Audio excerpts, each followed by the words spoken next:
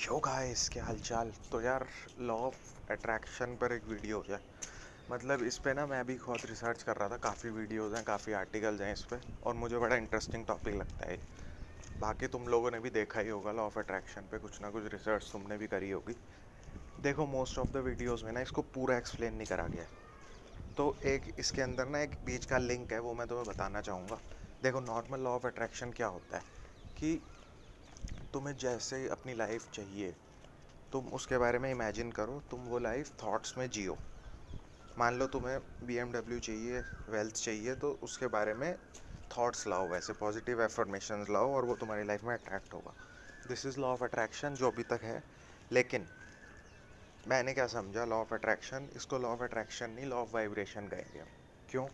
क्योंकि सिर्फ तुम्हारे सोचने से कि तुम्हें BMW चाहिए, तुम्हें BMW नहीं मिलेगी। तुम्हें BMW तब मिलेगी जब तुम्हारी एनर्जी और तुम्हारे गोल की एनर्जी हारमनी में होगी। क्योंकि तुम समझो एक बात, हर चीज़ एक वाइब्रेशन है। हर चीज़ एक वाइब्रेशन है। मतलब एक बंदा अगर नेगेटिव है तो वो नेगेटिव वाइब्रेशन में है, नेगेटिव फ्रीक्वेंसी कहेंगे उसकी, कम एनर्जी फ्रीक्वेंसी है उसकी। और एक हाई एनर्जी वाले बंदे की हाई एनर्जी फ्रीक्वेंसी है। ठीक है?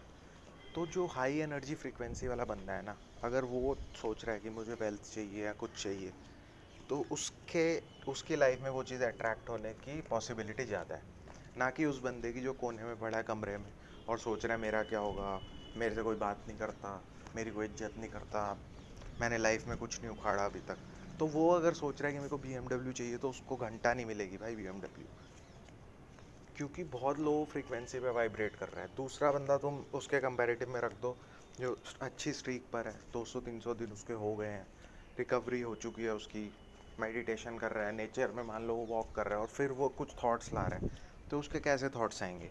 उसके थॉट्स आएंगे कि यार अच्छा हो, मुझे नो फैप के बारे में पता लगा, मेरी लाइफ एक ब्लेसिंग है, ऐसे थॉट्स आएंगे ना उसको।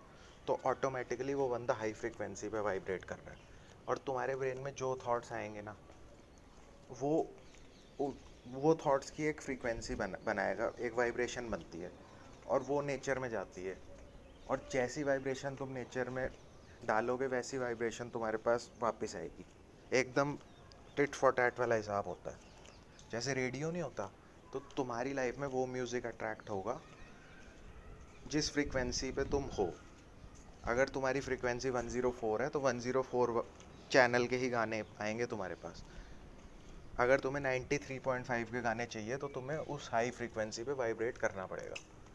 समझो, लॉ ऑफ अट्रैक्शन में क्या बोला जाता है कि तुम्हें जो गाना चाहिए उसके बारे में सोचो, वो तुम्हारी लाइफ में अट्रैक्ट होने लग जाएगा। नहीं, ऐसा नहीं होगा। तुम्हें भी तुम डिज़र्विंग होने चाहिए उसके लिए, तुम्हारी एनर्जी उस हिसाब से होनी चाहिए, तब वो चीज़ अट्रैक्ट होगी। वरना हर बंदा लॉ ऑफ अट्रैक्शन करके अभी BMW में ही चल रहा होता।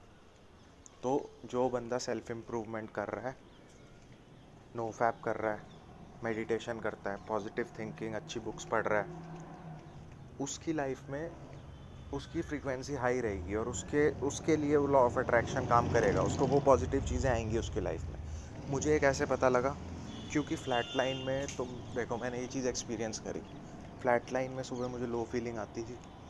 उस टाइम पे चाहे मैं कितना ही प्लान कर लूँ, कितना ही उसको एग्जीक्यूट करने की कोशिश करूँ अपने प्लान को, लेकिन कुछ ना कुछ भसड़ मचती रहती थी। प्लस अगर मेरे को मान लो किसी से मिलना है, या मैं किसी दोस्त को फ़ोन करूँ या किसी बंदे को फ़ोन करूँ, तो ऐसे सर्कमस्टांसेस बन जाते थे कि मेरी मीटिंग नहीं हो पाती थी। क्योंकि उस बात को समझो, ये चीज़ मैंने बहुत डीपली एनालाइज करी है।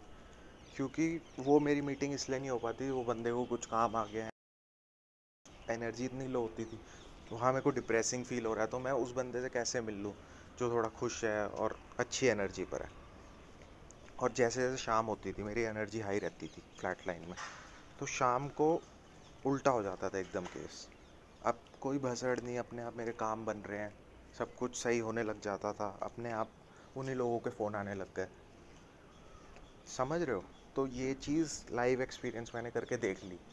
क्योंकि फ्लैट लाइन में एक्सट्रीम इमोशंस होते हैं, तो नॉर्थ साउथ मैंने दोनों देख लिया। तो तब मुझे ये खेल मुझे समझ आया कि जो भी तुम्हारे थॉट्स हैं ना, उस पर उसके हिसाब से तुम्हें रिजल्ट्स मिल रहे हैं। तो असली लॉ ऑफ अट्रैक्शन ये है भाई।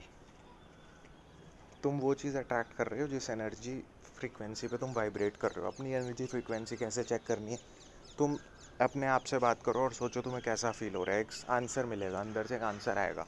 अगर वो आंसर आ रहा है यार कुछ ज़्यादा ठीक नहीं लग रहा, ओके ओके सा लग रहा है, तो तुम समझ लो तुम्हारी एनर्जी फ्रीक्वेंसी अभी लो है या मीडियम है, उस हिसाब से।